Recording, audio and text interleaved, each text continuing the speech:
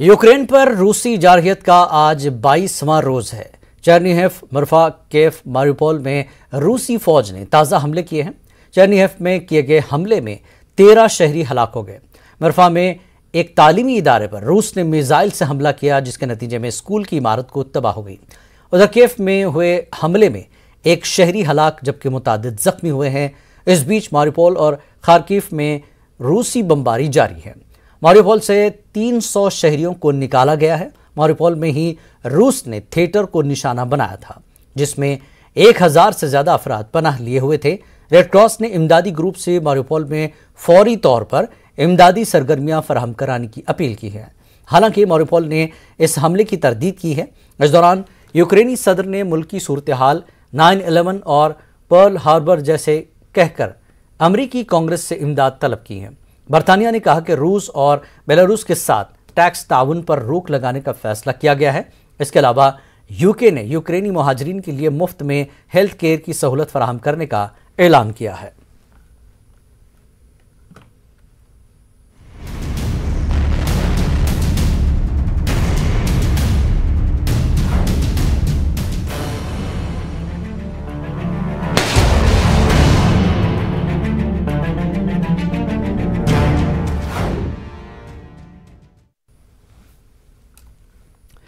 मैसूर शहर मारिउपोल के बाशिंदे बमुश्किल तमाम अपनी जान बचाकर निकलने में कामयाब हुए।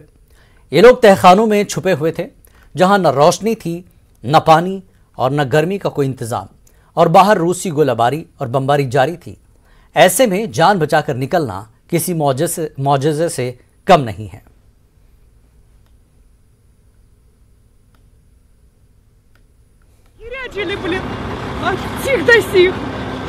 Без ничего. 2 недели в подвале. Не лицо, руки. Руки сними. Руки. Вот это руки медработник. Все. Наша квартира сразу ушла. Машина, квартира, гараж. Уже успели вот схватить одеяло, там это, чтобы с окон повылетало. И в подвал, из подвала даже невозможно вылезти было. Дом начало разбивать. Там трупы у нас до сих пор, я бегал, кое-что хотел найти, забрать. Трупы по 7 дней не забирают, уже вонь пошла. Ну страшно, очень страшно. Бомбы постоянно, снаряды. Вообще не умолкает. Сидишь в подвале и то подпрыгиваешь. अब जबकि रूस और यूक्रेन की जंग चौथे हफ्ते में दाखिल हो चुकी है, सैकड़ों अफराद हलाक हो चुके हैं। अमेरिकी सदर जो बाइडेन ने इस फौजी कार्रवाई के लिए रूसी सदर व्लादिमीर पुतिन को जंगी मुजरिम करार दिया है, जिस पर रूस ने शदीद रद्दअमल का इजहार किया है। पेश एक report.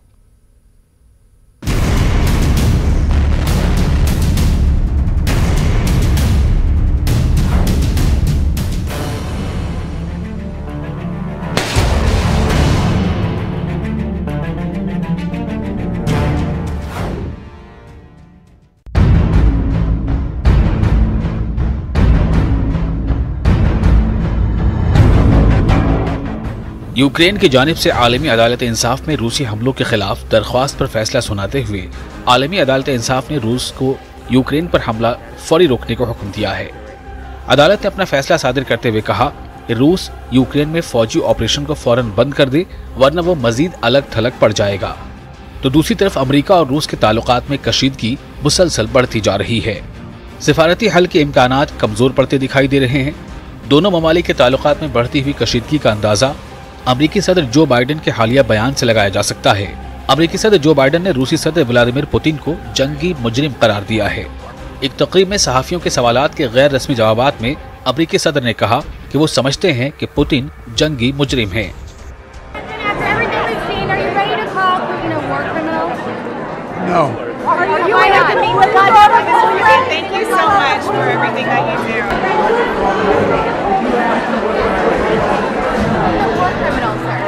Oh, I think he is a war criminal. Will you be meeting with him?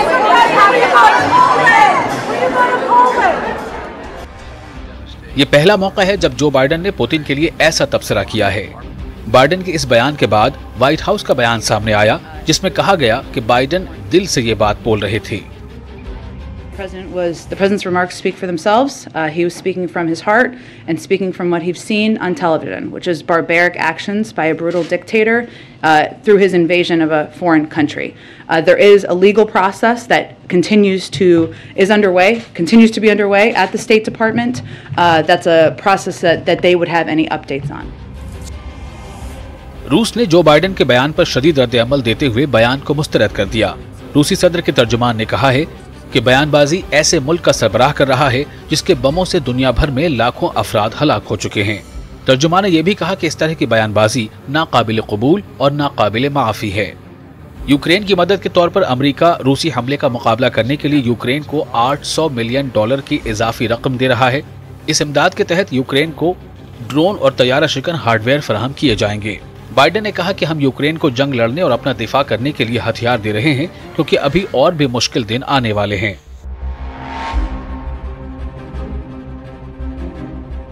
Saturday, my administration authorized another $200 million to keep a steady flow of weapons and ammunition moving to Ukraine. Now I'm once again using my presidential authority to activate an additional security assistance to continue to help Ukraine fend off Russia's assault, an additional $800 million in assistance.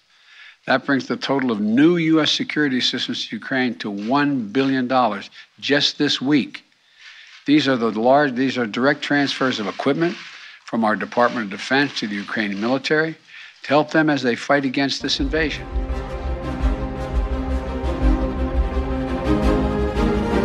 रूस ने 24 फरवरी को Ukraine पर हमलों का आगाज किया था, जिसके बाद से अब तक सैकड़ों अफराद हलाक, रिहायशी और मिलिट्री इंफ्रास्ट्रक्चर तबाह और लाखों की तादाद में अफराद बेघर हो चुके हैं। ये जंग अब भी जारी है। मुज़ाकरात का इनेकाद हो रहा है, लेकिन अभी तक दोनों ममालिक हतमी नताइज तक नहीं पहुंच सके हैं। Bureau report, news 18 Urdu. रूसी सदर व्लादिमीर पुतिन ने कहा कि बैंक समेत रूस के बड़े कारोबार अब पाबंदियों के खौफ के बगैर क्रीमिया में काम शुरू कर सकते हैं। सदर व्लादिमीर पुतिन ने जुमेरात को रूस और क्रीमिया के आला हुक्काम के साथ एक मीटिंग में इन ख्यालात का इजहार किया। पुतिन ने कहा कि अजीम तर रूस के लिए अब हालात साजगार हैं और किसी को किसी भी तरह की पाबंदी से नहीं डरना चाहिए। रूसी सदर ने जोर दिया कि डंबास में होने वाली पेशरफ्त ने साबित कर दिया कि क्रीमिया के शहरियों का रूस के साथ रहने का इंतखाब दुरुस्त था। Годы убедительно доказали, насколько правильным и своевременным был этот выбор. Достаточно посмотреть на то, что происходит сегодня на Донбассе, и все становится сразу ясно. Введенные против России ограничения, они, конечно, создают немало проблем, но не только проблемы создают.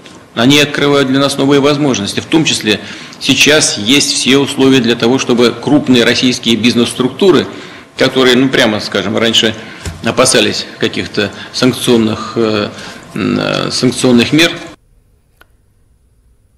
यूक्रेन के शहर मारिउपोल में रूसी हमलों के सबब हालात बेहद नाजुक हैं। शहरी बड़ी तेजी से इनखला कर रहे हैं। जो शहर में मौजूद हैं उन्हें जरूरी खदमात हासिल नहीं है। बुनियादी ढांचा तबाह हो गया है। अस्पतालों में जख्मियों की भरमार है। देखिए ये रिपोर्ट।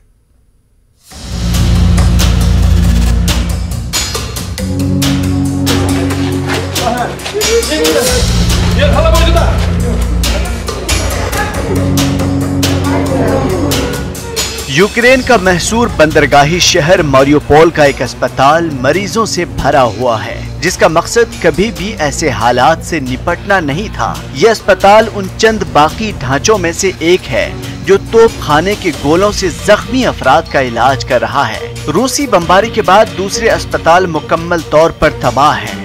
ताहम मारिउपोल का यह वाहिद अस्पताल इमरजेंसी सेंटर बन गया है। डॉक्टर वेल्डी डेंगर अपने सेल फोन से अस्पताल के तहखाने में पड़ी लाशों के ढेर पर रोशनी डालते हैं। उन्होंने कहा कि ज़ेर जमीन फूड स्टोरेज बनाए गए थे, लेकिन अब मुर्दा खाने बन गए हैं। अस्पताल के दीगर वार्ड्स और मैटरनिटी वार्ड तबाह हो चुके हैं। शहरी हुक्काम ने बताया कि मंगल की रोज 28,000 से ज्यादा शहरी कई इंसानी राहदारियों के जरिए मारियोपोल से फरार हुए। हजारों कारों के जरिए लोगों ने हिजरत की। अभी भी हजारों शहरी गर्मी, खुराक और साफ पानी के बगैर जिंदा रहने के लिए जद्दोजहद कर रहे हैं। एक इलाकाई एहलकार ने बताया कि रूसी फौजियों ने मंगल को देर गए शहर के सबसे बड़े अस्पताल पर कब्जा किया और इमारत के अंदर सैकड़ों लोगों को यरगमाल बनाया। रूसी हमले की वजह से इंसानी हमदर्दी के काफिले मारियोपोल तक पहुंचने में नाकाम रहे, लेकिन सूमी इलाके से इनखला की राहदारियां कायम करने में कामयाब हुए। एक रिपोर्ट के मुताबिक मजमूई तौर पर 3 मिलियन से ज्यादा पनाहगुज़ीं यूक्रेन से फरार हो चुके हैं। अक़वाम मुत्तहिदा ने कहा कि दूसरी आलमी जंग के बाद ये यूरोप का सबसे बड़ा मुहाजिरीन का बहरान है। बाकी जो अफराद शहरों में बच गए हैं उन्हें संगीन हालात का सामना है। जख्मी अभी तक अस्पताल में दाखिल किए जा रहे हैं, जहां डॉक्टर बची खुची दवाइयों की मदद से इब्तिदाई इलाज भर की कोशिश कर रहे हैं। एक नर्स ने बताया कि शेलिंग के दौरान शीशों की टूटने से नौज़ायदा बच्चों को बचाने के लिए कंबल से उन्हें ढक दिया गया है।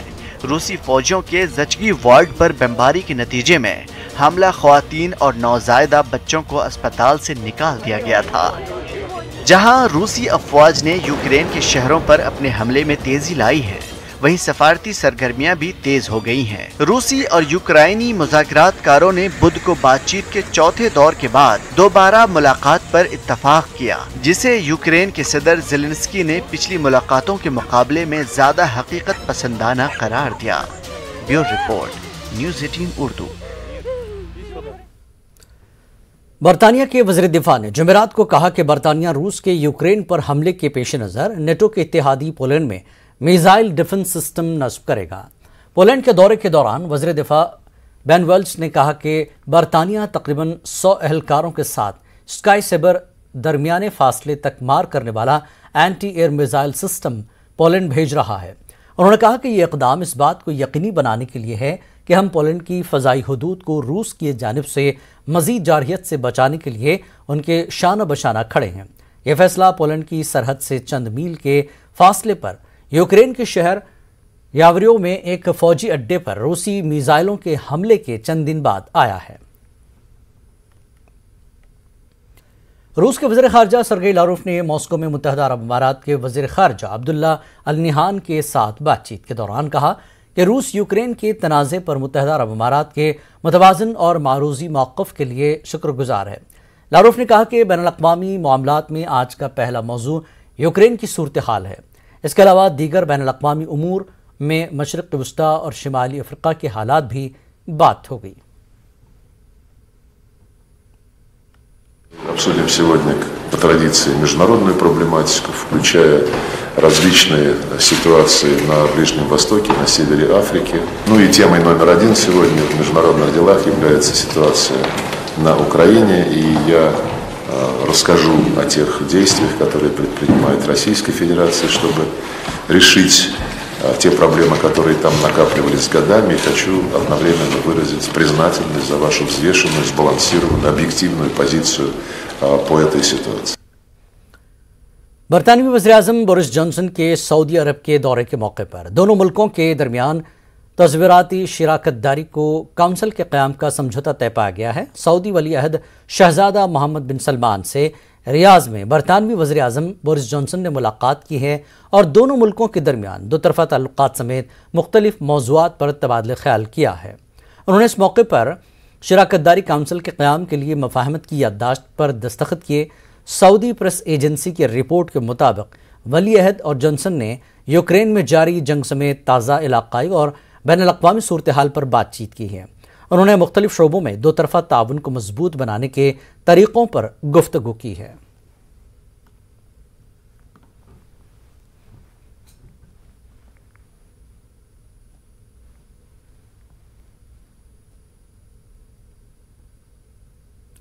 तुर्की और पोलैंड के रहनुमाओं ने ऐलान किया कि दोनों मुल्क यूक्रेन के तनाज़े में मशावरत और ताउन जारी रखेंगे। पोलैंड के सदर एंड्रिज़ दुडा और तुर्क सदर रजब तैयब एर्दोगान ने अंकारा में मुलाकात के दौरान जंग से फरार होने वाले यूक्रेनियों की बढ़ती हुई तादाद के बारे में भी बात की। तुर्की यूक्रेन और रूस के दरमियान जंगबंदी के लिए सालिस के तौर पर सरगर्म है। दोनों सरबराहों ने बैनुल-अक़वामी इमदाद की ज़रूरत के बारे में तबादला ख्याल किया। एक मुश्तरका प्रेस कॉन्फ्रेंस के दौरान उर्दगान ने कहा कि तुर्की यूक्रेन और रूस के दरमियान शटल डिप्लोमेसी को बरकरार रखेगा ताकि यूक्रेन में जारी तनाज़े में जंगबंदी की राह हमवार हो जाए। काबिल ज़िक्र है कि इससे कबल तुर्की के वज़ीर ख़ारजा ने बुध के रोज़ मॉस्को में अपने रूसी हमनसब सरगेई लारोफ से मुलाकात की थी, जहां लारोफ ने यूक्रेन मामले पर तुर्की के मौक़िफ़ की हिमायत की थी। वक्त एक ब्रेक के बाद फिर लौटेंगे।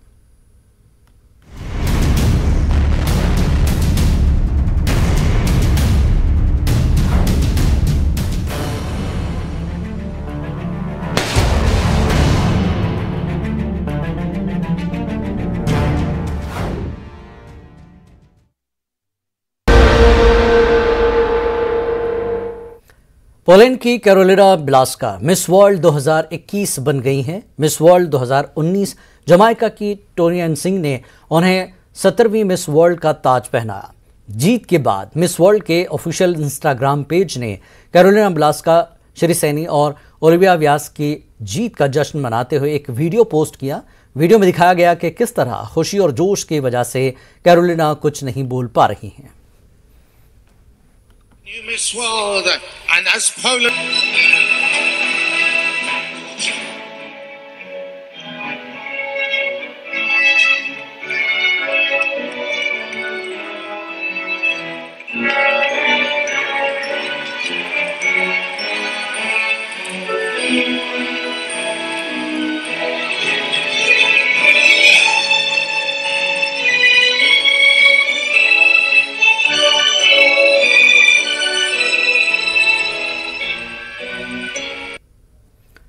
और कई सालों से शाम की इक़्तिसादी तामीर नौ का काम जारी है, मगर ख़राब मईशत और अमरीकी पाबंदियों की वजह से शाम की मौजूदा माशी सूरत हाल तबाहकुन है।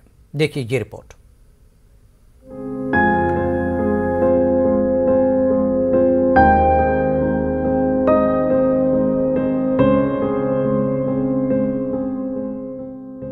जंग रुकने के बाद शाम की तामीर नौ का काम शुरू तो हुआ, मगर ये राह इतनी आसान भी नहीं है। यह है शाम के मशहूर शहर हलब का पुराना बाजार, जो कि हुकूमती अफवाज और हिज़्ब इख्तिलाफ की अफवाज के दरमियान लड़ाई का फ्रंट लाइन बना हुआ था और इस बाजार को शदीद नुकसान भी पहुंचा था। हालात में बेहतरी आने पर पुराने बाजार की बहाली का काम जारी है, ताहम शाम की कमज़ोर मईशत और अमेरिका की तरफ से सख्त पाबंदियों की वजह से तामीर नौ आसान नहीं है। तामीर नौ के मंसूबे की सरबराह लुलू के मुताबिक हलफ में पुराने बाजार की तामीर नौ का काम साल 2017 में शुरू हुआ था, लेकिन ये काम आसान नहीं हो सका। अमेरिका और दीगर मगरबी ममालिक की जानिब से शाम पर लगाई गई इक़्तिसादी पाबंदियों के तहत ज़रूरी सामान दरामद करना मुश्किल था, इसलिए मुतबादिल तरीक़े तलाश करते रहना पड़ता है। صعوباتنا بتتمثل بالوضع اللي نحن فيه، الحصار اللي نحن فيه، تأمين المواد، بتتمثل ب يعني خلينا نقول الحد الأدنى من الخدمات، الكهرباء، المي، كمان هذا بيأثر على عملنا. فعم نسعى قدر الإمكان جاهدين أن نوفر دائما بدائل لحتى نتخطى هاي الصعوبات اللي عم بتواجهنا. वहीं जमाल नामी दुकानदार की वर्कशॉप पुराने बाजार में दोबारा खुलने वाली इब्तदाई दुकानों में से एक है। यहाँ पर हाथ से बुनी हुई रस्सियाँ फरोख्त होती हैं, जिनका इस्तेमाल बच्चों के झूले और सजावटी पौधों को लटकाने के लिए किया जा सकता है। लेकिन दुकान के मालिक ने कहा कि जंग और इक़्तिसादी पाबंदियों ने लोगों की माशी कमर इस कदर कमज़ोर कर दी है कि गरीब शामी बाशिंदों की क़ुव्वत ख़रीद सिफर के बराबर हो गई है। صفة ما صفت 10% يعني 15% يعني صفة الطلب، لأنه هي صفة إنه شغلة ترفيهية، والناس تعرفي وضع اليوم أنت وضع الأمور المعيشية والكذا، صفت يعني شغلة ترفيهية يعني। वहीं शाम के माहिर इक़्तिसादियात अम्मार यूसुफ ने कहा कि मजमूई तौर पर शाम की तामीर नौ का काम इंतहाई मुश्किल है। शाम की मौजूदा माशी सूरत हाल तबाहकुन है। शाम की GDP महज 2% है और मईशत हर साल मनफी तरक्की को जाहिर करती है। यूसुफ ने कहा कि शाम की मईशत की मौजूदा सूरत हाल न सिर्फ जंग से मुतासिर हुई है, बल्कि ये अमेरिका की तरफ से आयद पाबंदियों का नतीजा भी है। عندما تتحدثين عن ضغط أمريكي فهو من خلال عدة نواحي. أولها موضوع القطع، عدم إمكانيات التحويلات من المركز السوري إلى باقي دول العالم نتيجة إخراج سوريا من السويفت وإخراجها والعقوبات المالية المفروضة على المصرف المركزي خاصة. الناحية الثانية مضايقة الاستيراد والتصدير في سوريا، وبالتالي هنالك عملية خنق اقتصادي من أمريكا للاقتصاد السوري بشكل كامل. अम्मार यूसुफ ने कहा कि शाम की इक्तिसादी बहाली और तामीर नौ की शर्त यह है कि अमेरिका शुमाल मशरकी शाम से अपनी फौजें निकाले और शाम के वसाइल को लूटना बंद करे। याद रहे कि हलब शाम का एक तारीखी शहर है। इसका शुमार दुनिया के उन गिने चुने चंद शहरों में होता है जो हमेशा से आबाद रहे हैं और आज भी आबाद हैं। हलब 6000 साल कब्ल मसीह से आबाद रहा है, मगर पिछले 8000 साल में शायद पहली बार हलब इस हद तक तबाह किया जा चुका है कि खंडरों में पुराने हलब की रौनकों को तलाश करना मुश्किल है। Bureau report, news 18 Urdu. मुत्तहदा अरब अमारात का एक बहरी जहाज ईरान की बंदरगाह असलविया में डूब गया है। ईरान की सरकारी खबररसा एजेंसी ने यह इत्तला दी। खबररसा इदारे का मजीद कहना था कि जहाज पर हमले के 30 अफराद सवार थे जिन्हें रेस्क्यू किया जा रहा है। खबररसा एजेंसी के मुताबिक हादसे के वक्त मुत्तहदा अरब अमारात का जहाज खलीज फारस में वाक़ असलविया की बंदरगाह से 30 मील दूर मौजूद था। बहरी हुक्काम ने खराब मौसम को जहाज के डूबने का जिम्मेदार ठहराया। उमूमन खराब मौसम की वजह से यहाँ बहरी जहाज हादसात का शिकार होते रहे। हुक्काम के मुताबिक जहाज के अमले के अरकान ने लाइफ जैकेट्स पहन रखी थी। इन लोगों को बहिफाजत बचाने की कोशिशें जारी हैं और रेस्क्यू के लिए एक हेलीकॉप्टर भेजा गया है। ताइवान की फौज ने चीन के साथ बढ़ते हुए तनाव के दरमियान अपने दूर दराज जजीरे डोंगिन पर लाइव फायर मशक़ें की। ताइवान की वजारत दिफा ने बुध को मशकों की फुटेज जारी करते हुए कहा कि डोंगिन डिफेंस कमांड ने फौजियों की जंगी ताकत और दिफाई सलाहियतों का मुजाहरा करने के लिए एक मशक का इनकाद किया। फौजियों को हमलावरों से लड़ने की नकल में जजीरे पर तैयारा शिकन बंदूकों और तोपों से फायरिंग करते देखा गया। डोंगिन ताइवान का फ्रंटलाइन जजीरा चीन के शहर फुजो से सिर्फ 16 किलोमीटर के फासले पर है और उस पर राडार और तैयारा शिकन मिसाइल नस्ब किए गए हैं। फरवरी में वजारत ने कहा था कि एक चीनी हवाई जहाज ने जजीरे के करीब परवाज की, जिससे बीजिंग की तरफ से बढ़ती हुई फौजी हिरासानी के खदशात पैदा हुए। जापानी जमीनी सेल्फ डिफेंस फोर्सेस और अमेरिकी मरीन्स ने मंगल को जापान के शिजुओका में एक मुश्तरका तरबियती मशक का इनकाद किया, क्योंकि दोनों ममालिक चीन की बढ़ती हुई समुद्री सरगर्मियों का मुकाबला करने के लिए फौजी सलाहियतों को मजबूत कर रहे हैं। यह मुश्तरका ट्रेनिंग 25 मार्च तक जारी रहेगी। वियतनाम ने बुध के रोज कोरोना से मुताल्लिक 2 साल की बंदिशों को खत्म कर दिया, अपनी सरहदों को मुकम्मल तौर पर दोबारा खोल दिया है और गैर मुल्की सयाहों के लिए क्वारंटीन और दीगर सफरी पाबंदियों को हटा दिया। वजारत सेहत के मुताबिक जुनूब मशरक़ी एशियाई मुल्क में दाखिल होने वाले लोगों को पहुंचने से पहले सिर्फ मनफी कोविड रिपोर्ट दिखाने की जरूरत है। कोरोना की पाबंदियां खत्म होने के बाद एक बार फिर सयाहत को फरोग मिलेगा। यही वजह है कि दुकान और होटल मालिकान में खुशी की लहर है। फ्रांस में बढ़ती महंगाई ने लोगों का जीना मुश्किल कर दिया है। यूरोप की तरफ से रूस पर पाबंदियां आयद करने के बाद खराब मईशत ने आम लोगों की जिंदगी पर बहुत दूर रस असरात मुरतब किए हैं। ज़रूरी अशिया की कीमतों में इजाफा हुआ, कुदरती गैस और पेट्रोल के दाम भी बढ़ गए। लोग कुछ खरीदने से पहले काफ़ी मोहतात नजर आ रहे हैं। अगरचे फ्रांसीसी हुकूमत ने महंगाई पर काबू पाने के लिए सख्त इक़दामात किए हैं, ताहम ये इक़दामात काफ़ी नहीं हैं।